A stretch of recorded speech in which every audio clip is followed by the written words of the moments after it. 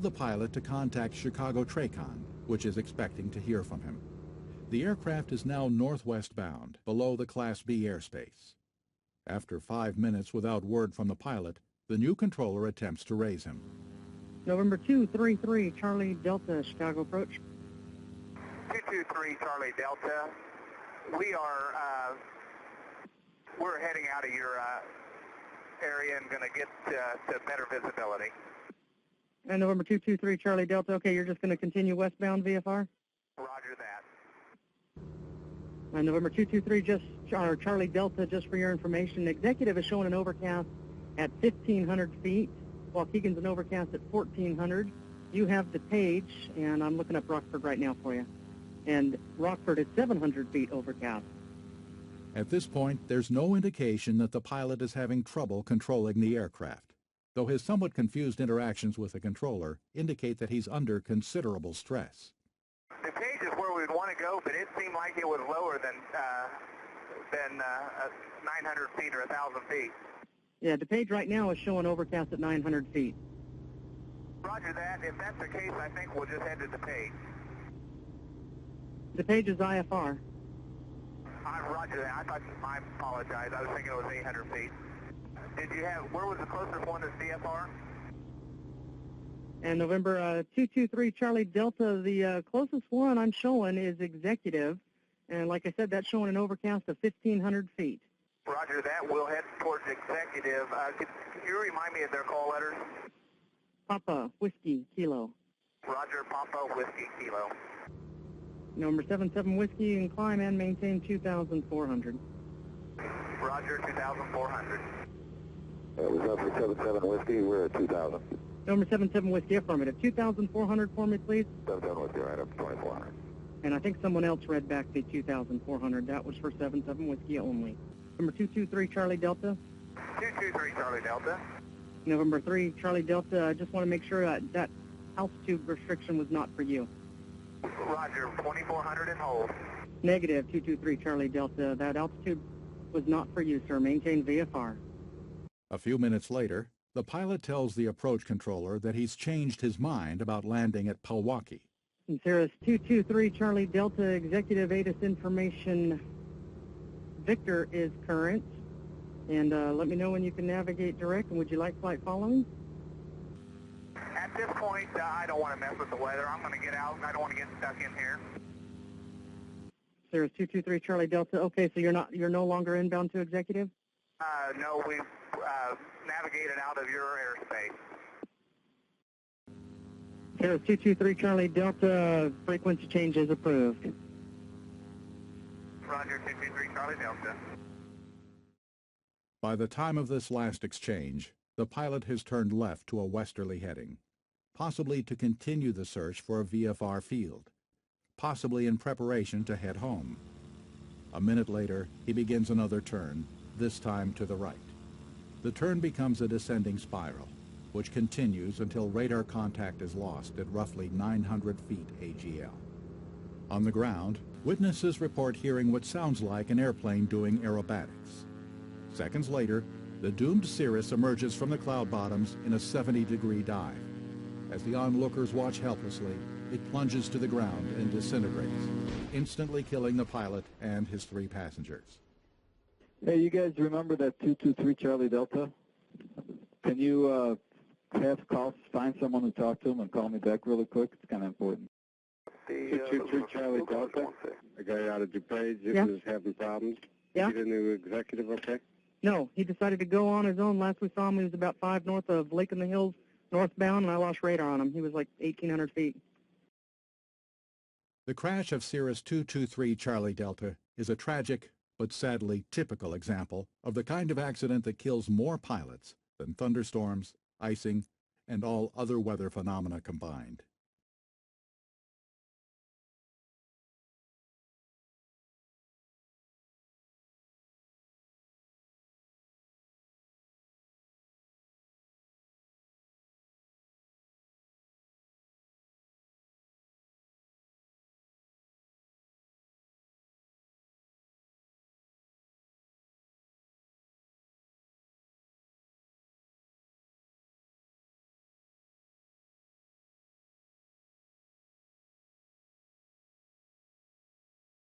when I'm 500 feet above the ground without an engine.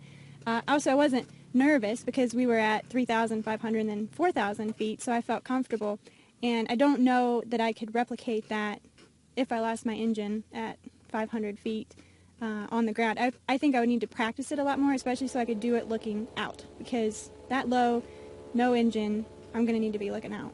I agree. I thought it was very enlightening. My usual safety brief is under 1,000 feet, I'm going to look for a place to land straight ahead. And I think after practicing this maneuver, I'm going to continue with that 1,000 feet. I think anything less, maybe in the best of circumstances, sure, possibly I could accomplish it.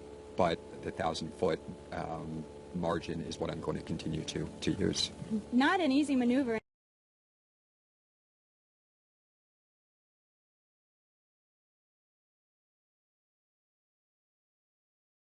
Central.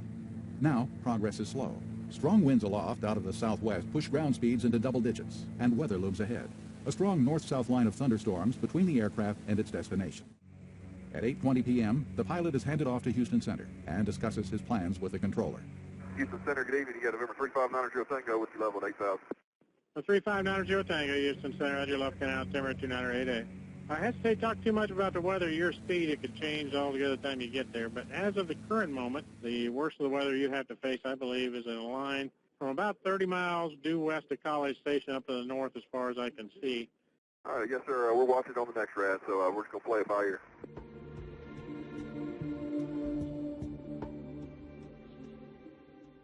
On the evening of the accident, a low-pressure area centered over the Texas Panhandle dominated the regional weather map. This, in combination with other factors, including a stationary front, a warm, moist air mass, and significant atmospheric instability, created strong potential for convective activity over central and eastern Texas. By mid-evening, potential had become reality.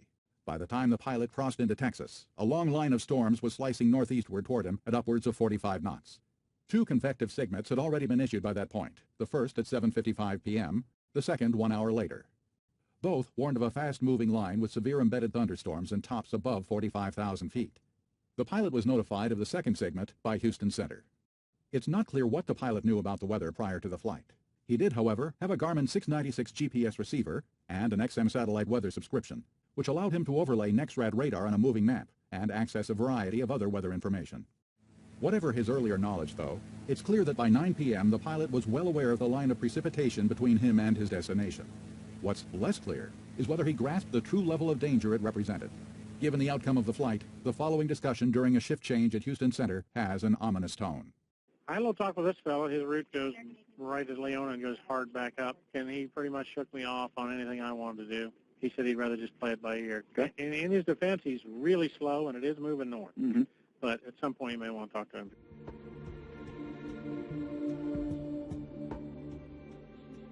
It's now 9:19 p.m. Central Time, and the pilot has just been handed off to Houston Tracon. Normally, he wouldn't be this far south, but he's diverted significantly off course to avoid the weather. Now, he seems eager to turn back toward his destination. Approach, good evening. You got November 3590 Tango with you, level at 8,000. Number 3590 Tango, Houston approach. It looks like your present heading's good for about 40 miles. You should be able to make a right turn toward TSTC. Okay, yeah, what I was looking at on my next rad is once I hit Leona, is maybe taking about a 250 heading for a little while. That'd be all right. Yeah, I don't know. That 250 will put you in some moderate to heavy precip for what I'm showing right now. Okay, we'll hold this heading. Yeah, you're looking good right now until about 20 miles north of College, and you can start bending it to the right. There's some pretty good gaps in the weather once you get around that area. Okay, roger that. 12 minutes later, the controller's radar shows the aircraft edging closer to the weather. Over 90 Tango, from what I'm showing, you're skirting right along the edge of a light to moderate precipitation area. Yeah, I'm seeing the same thing. I'm just trying to move south down and find a hole to go through without getting too much farther away from the airport. So right there. Over 90 Tango, I do have a heavy to extreme cell at your 1 to 2 o'clock in about 8 miles.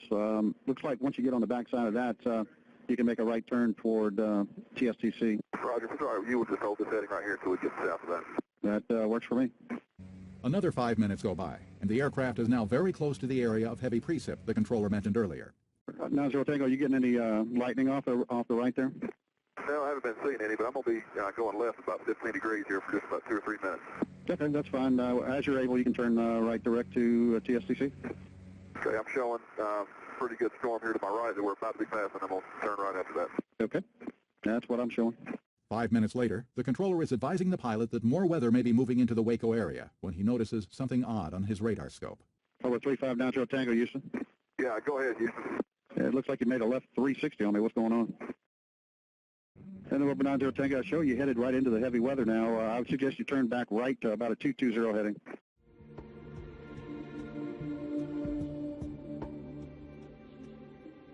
By the time the pilot had gotten within close proximity to a fast-moving area of heavy precip, he was already in danger.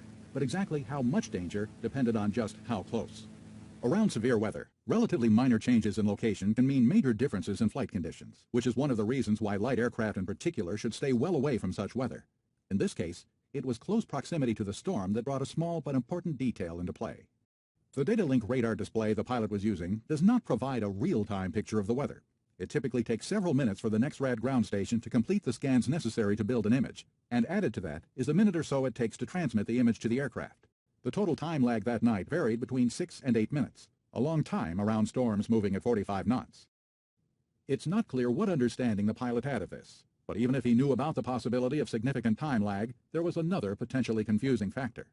The age indicator on his display would have initially shown the time it took for the image to be transmitted to the aircraft, not the total time to create the image. In other words, while the pilot was seeing the weather as it existed roughly 8 minutes earlier, the display was telling him that the data was only 1 minute old. Here's what that difference meant in reality. In these images, we see where the aircraft actually was in relation to the weather.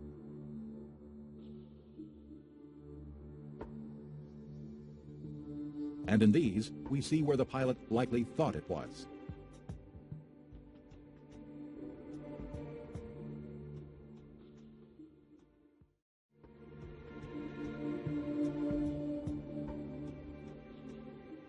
And over 90 Tango, I show you headed right into the heavy weather now. I would suggest you turn back right to about a 220 heading. It's now 9:42 p.m., and the pilot, fighting to maintain control of the aircraft, tersely acknowledges the controller's warning. They are the last words anyone will hear from November 35990 Tango. Okay, yeah, we're turning right. We're in some bad weather. I'm going to try to get out of it. All the controller can do is watch as the aircraft completes an abrupt 180-degree right turn and starts to descend. When radar contact is lost, it's headed northwest, passing through 6,800 feet, airspeed building rapidly. In the seconds that follow, the wing spar snaps, the left wing separates from the fuselage, and gravity takes control.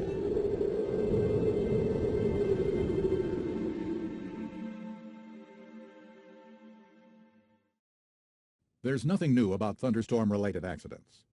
For as long as people have been flying, they've been straying into convective activity, and sometimes paying a heavy price for it. What is new, for most of us, is in-cockpit weather. NEXRAD radar images, transmitted via data link, provide a vastly better picture of the weather than we had in the past, in some respects even better than onboard radar. Useful as it is, though, the technology has limitations, time delay being perhaps the most significant. In benign weather, it's rarely a problem, but around a storm that may be covering 6 or more miles during the delay period, it can mean the difference between life and death. That, in the starkest possible terms, is why it's a bad idea to use data link radar to pick your way through severe weather, especially in low visibility conditions. But there's a larger issue as well. Even if the pilot had been as far from the storm as he believed, he may not have been safe. Radar shows precipitation, but in a thunderstorm, it's the turbulence that's really dangerous. There is a correlation between the two, but aircraft-destroying turbulence can, and often does, exist outside of heavy rain. It's also worth considering the role that factors like fatigue and hypoxia may have played.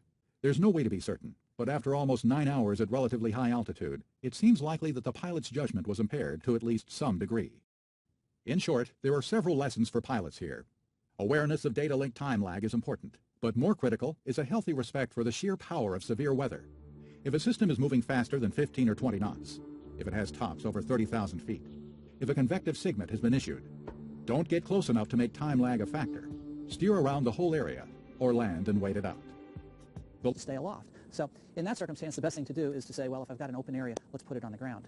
Bruce says another thing to consider when taking off at a high-density altitude is the mixture. From YouTube, you can see this airplane appears to be at full rich. If you run an engine full rich at altitude, it's not going to develop full rated power. It's also going to start fouling the spark plugs. So leave the engine during run-up to find the best mixture setting. When every single horsepower is critical, you've got to have it all working for you. So that you can fly safely and not wind up in a viral video, or worse.